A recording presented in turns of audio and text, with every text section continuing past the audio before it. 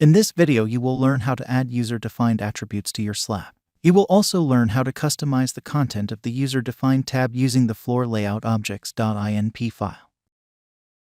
Double-click the slab to open its properties. Open the user-defined tab. You can add your comment and the different user-defined attributes to your slab.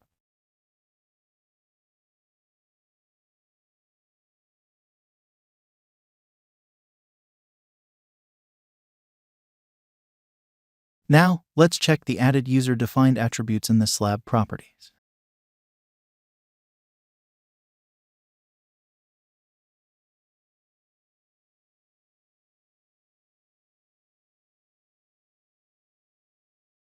As you can see, the user-defined attributes and the comment are added here.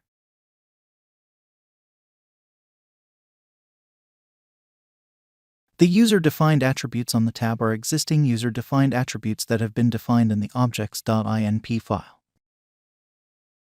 You can manually modify the file to control your preset user-defined attributes.